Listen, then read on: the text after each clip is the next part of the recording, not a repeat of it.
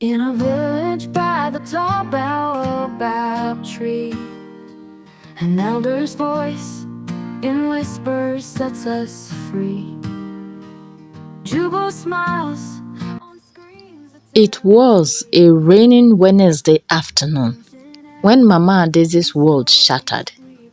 Her husband of 10 years, Amaka, walked out with nothing but a briefcase and his beautiful personal assistant, Stella. No warnings, no explanations, just a cold goodbye. All she heard was the sound of the front door slamming shut and the wails of her 5-year-old son Chike calling after his father. "Mommy, where is Daddy going? Is he coming back?" She had no answers, only tears. That night she held her son tightly as he sobbed into her chest, promising him, "I may not have much, my son, but I will never leave you." The days that followed were bitter. Adaeze worked 3 jobs, cleaning offices during the day, selling akara in the evenings, and sewing clothes deep into the night under the dim bulb of their one-room apartment. She was exhausted, but every time she looked at Chike's innocent sleeping face, her spirit lit up again. Neighbors mocked her, pitying her situation. Friends disappeared, but she kept pushing. Year after year she saved. She denied herself everything: new clothes, outings, rest, just so that one day her son wouldn't suffer like she did. On Chike's 16th birthday, she surprised him. They stood in front of a modest but beautiful 2-bedroom bungalow, painted in warm peach, with potted plants by the door, and a small garden Mama Adaeze nurtured with love. This is our house?" Chike asked, wide-eyed. Mama smiled, tears in her eyes. "Yes, my son. We are no longer tenants. You have a home now. One no one can chase you from." Chike hugged her tightly, tears streaming down his cheeks. "You are the best mother in the world." That day they danced barefoot in the living room. No furniture, just joy. Years passed. Chike grew into a fine, intelligent young man. At 28, he had a stable job, and one day he brought a young lady home. Her name was Zara. Beautiful, fashionable, and well-spoken. She smiled sweetly at Mama Adaeze the first time they met, calling her Mommy. Soon weekends turned into weeks, and before long, Zara moved in. At first, Mama tried to be accommodating, but little things began to change. Zara removed her precious decorations from the living room: wooden sculptures her late father carved, a framed wedding photo, her traditional woven mats, saying they were too old school and ruined the modern vibe. Mama's heart ached. She spoke to Chike, but he brushed it off. "Mama, she's just trying to make the place more comfortable, no big deal." Mama forced a smile, but the heaviness didn't leave her chest. It got worse. On Sunday morning, while Mama returned from church, she found boxes by her door, her clothes, her belongings. Confused, she entered the house, only to find Zara rearranging things in the master bedroom. "Mama," Chike said sheepishly, "we were thinking, you can use the smaller room. Zara finds the master room more convenient. It's closer to the kitchen." There was silence. Time stopped. Mama looked around at the room she had toiled to build, the house she fought to own, now slowly being taken from her piece by piece. No one asked her, no one cared how she felt. She stared at her son, her baby, whom she had raised with tears and sacrifice. The same boy she once carried on her back to school when they had no money for transport. He couldn't meet her gaze. She swallowed her pain, nodded slowly, and walked into the smaller room. That night, in her cramped new space, Mama sat on her bed and looked around. The ceiling leaked. The fan creaked. The bed frame was weak. And in that moment, for the first time in decades, she cried like a child. Not because of the room, but because she realized she had lost her place. Not just in the house, but in her son's heart. She whispered, God, did I do it wrong? Did I love him too much? Days turned into weeks. Mama Adaeze began to feel like a visitor in the house she built. Zara took over everything. Meals, meal plans, decor, even who could come into the home. Mama couldn't even play her favorite gospel music in the mornings without being told to reduce the volume. She needs her rest, Chike would say, defending Zara again. One afternoon, Mama was cooking egusi soup, Chike's favorite, and the aroma filled the air. Zara walked into the kitchen frowning. Mommy, you should ask me before you use this much palm oil. It's unhealthy and it stains everything. Mama paused, ladle in hand, unsure of how to respond. I have started ordering our meals from a healthy kitchen online, Zara continued. No offense, your food is just too local. Too local? The same recipes that once made Chike beam with joy? Mama forced a weak smile. I was only cooking for him. He likes it this way. Well, he doesn't need all this heavy food anymore. We are building a future together now. Mama bit her tongue. Her chest tightened, but she said nothing. One sunny weekend, Mama's younger sister, Auntie Nneka, came to visit from the village. She brought yams, palm wine, and some bitter leaf freshly plucked from her backyard. But when she knocked and entered, Zara was not pleased. Mama, who is this woman? Zara asked, eyeing the mud-stained basket. That's my sister, Mama replied. She came to see us. Zara faked a smile.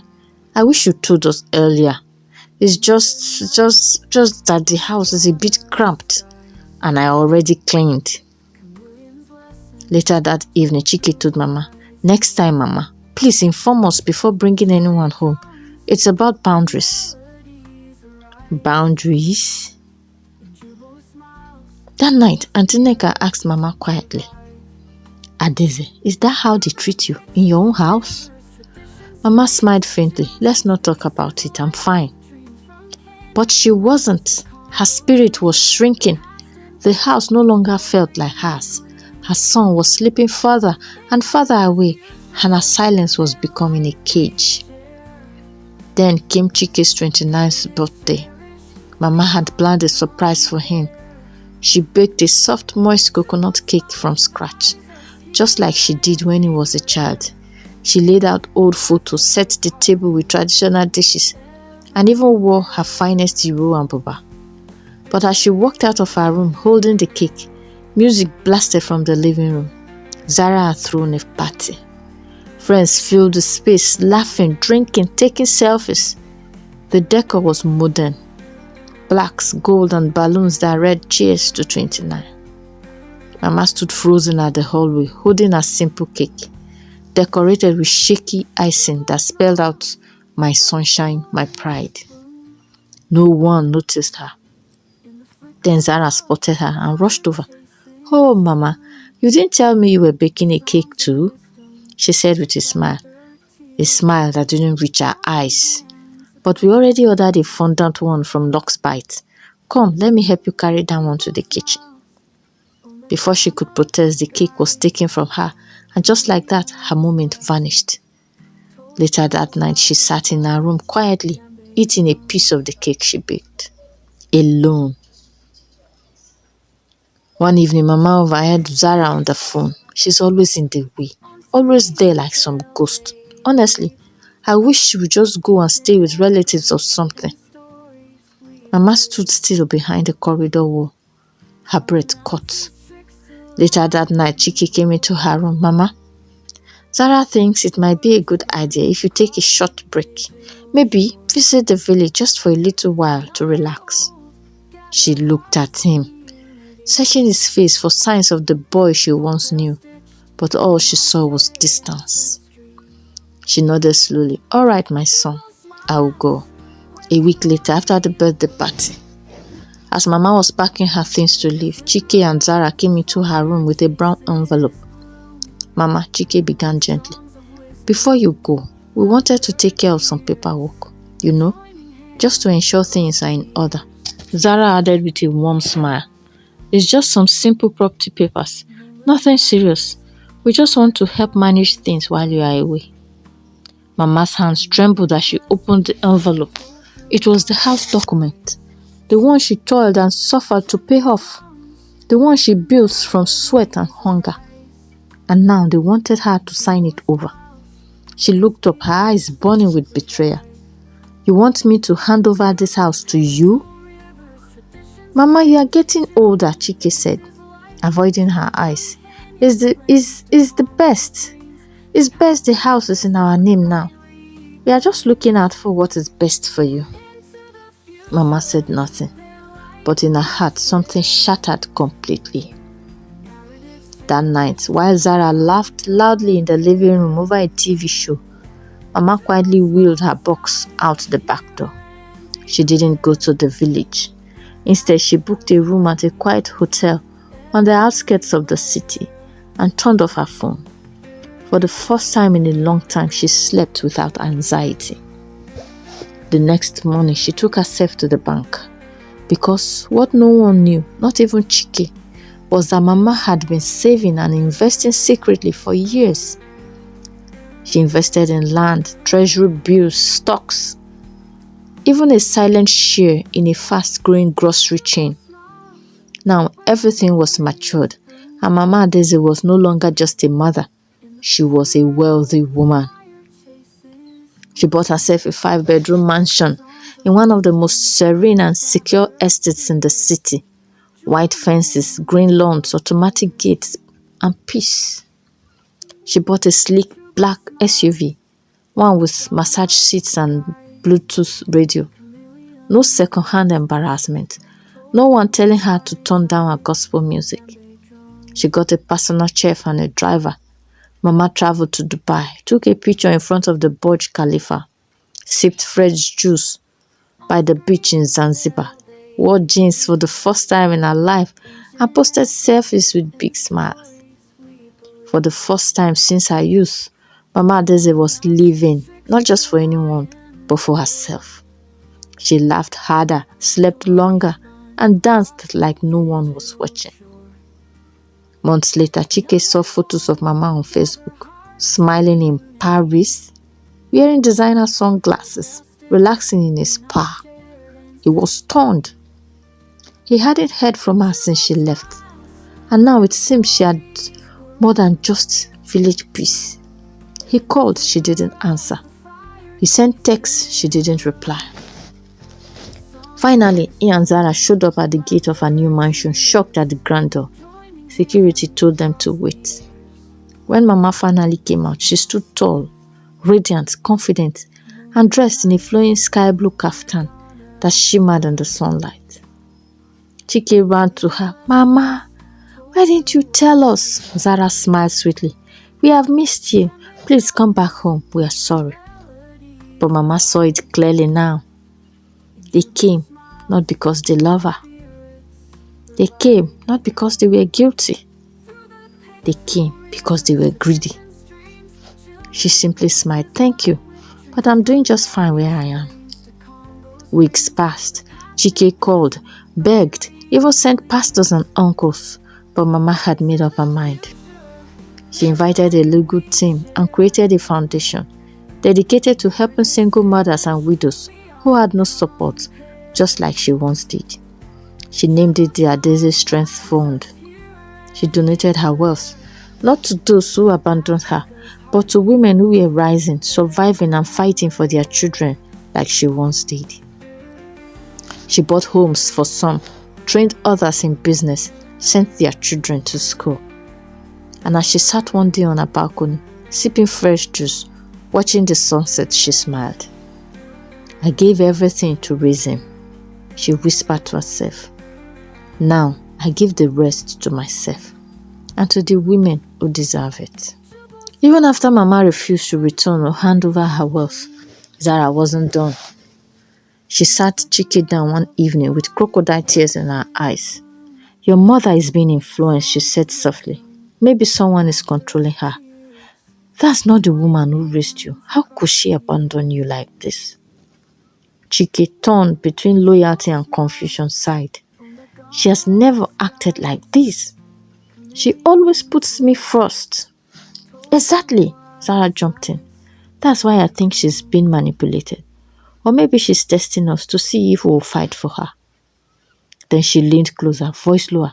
"If we don't do something soon, all that money, all our properties could go to strangers." That night, Chike tossed and turned in bed, guilt and greed wrestling in his mind.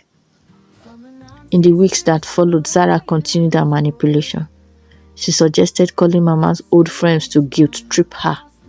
She even forged a sympathy letter and tried to make Chike sign it, begging Mama for forgiveness, not out of love, but to lure her back. Mama didn't respond. She saw through the scheme. Zara then suggested they visit lawyers. "Just in case," she said, "let's check if there's a way to secure some of your inheritance early." It was no longer about Mama. It was about money. And slowly, Chike began to feel it. With Mama gone and no money coming in, their home began to fall apart. Bills piled up. Zara started complaining about everything: food, water, the worn-out furniture, and especially Chike's inability to handle things like a real man. Arguments became frequent. "You are useless without your mother's support," she shouted one night. "I thought you said we would have a better life." "I'm trying," Chike backed back. "You think it's easy? When the woman you both insulted and pushed away was the one holding everything together." Zara rolled her eyes. "Then go and beg her. Or are you too proud?" The words stung because deep down he knew she was the one who made him push Mama away in the first place. One morning, Chike woke up to find Zara's wardrobe empty. She left a short note. "This isn't the life I signed up for. I wish you the best, but I can't stay in this mess. Maybe your mother had the right idea." And then she was gone, just like that. No goodbye, no fight, just silence. And in that silence, Chike sat on the bed for hours, tears in his eyes, staring at the hollow space where her things used to be. Days later, he stood in the now dull living room, the same room Mama once decorated with love, handmade curtains, carved stools, photo frames of childhood memories. He looked at his surroundings and saw the ruins of his own decisions. The house was never truly his. It was hers. Mama's love built this home, and he had traded that love for the approval of someone who didn't truly care for either of them. One evening, dressed simply in a shirt and trousers, Chike arrived at Mama's estate. Security looked at him warily at first, but Mama had left instructions. "If my son ever comes, let him in always." When he walked in, Mama was sitting quietly by her garden, trimming her roses. He fell to his knees. "Mama," he whispered, "I came to say I'm sorry." She turned slowly, looking at him. Her eyes were calm, but behind them, a storm of pain stirred. "You chose her over me?" she said softly. "You pushed me out of my own house." "I know, Mama. I was blind. Foolish.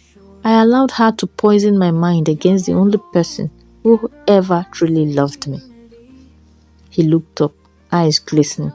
"I know I don't deserve your forgiveness, but I couldn't sleep anymore without making things right."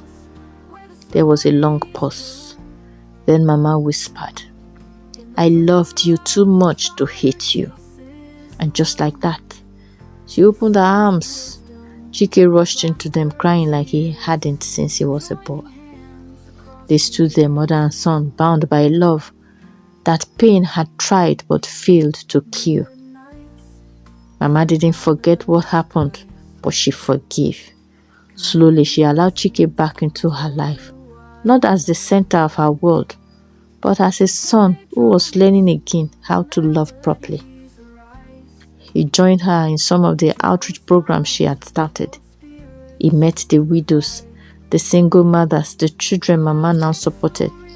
And for the first time, he saw the depth of his mother's strength.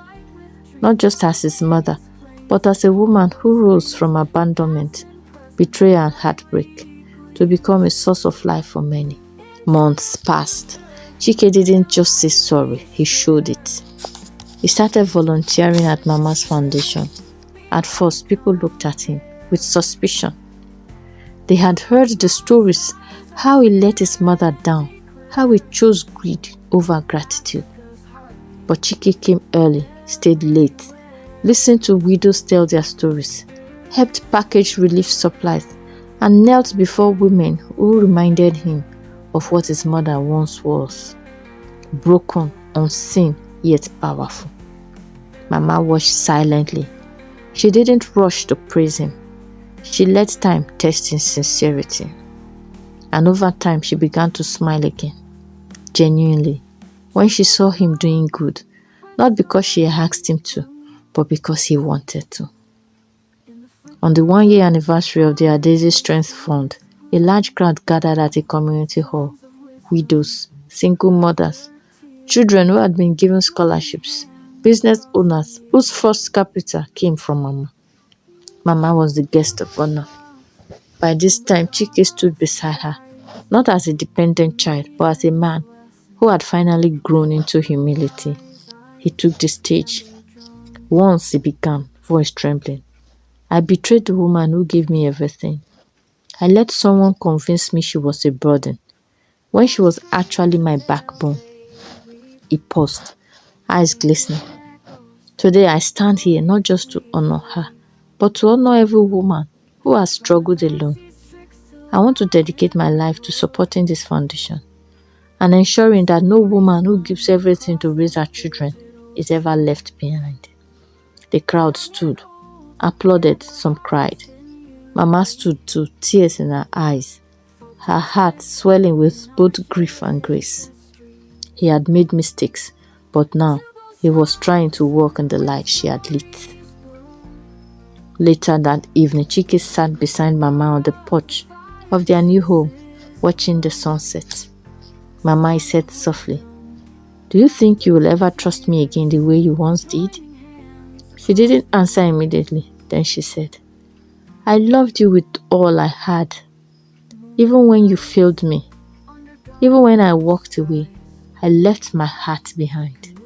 But now, I love you with wisdom. I won't give you my everything again, but I will give you my hand so we can walk forward together." He nodded, tears in his eyes. "That's more than I deserve," she smiled. "It is exactly what you need." And as they sat in silence, a soft wind blew, as if the universe itself was whispering, "It is never too late to return home if the heart is willing to change." Moral of the story: never let love blind you to your own worth. Mama loved deeply, but when love became pain, she chose herself. No amount of wealth or sacrifice should make you a prisoner. Giving doesn't mean erasing yourself for others. Sometimes walking away is how you teach others to value you. Mama's silence spoke louder than arguments ever could. Live your life, not just for others, but for yourself. Mama only began living when she finally let go of the idea that her only purpose was to serve others. Did the story move you?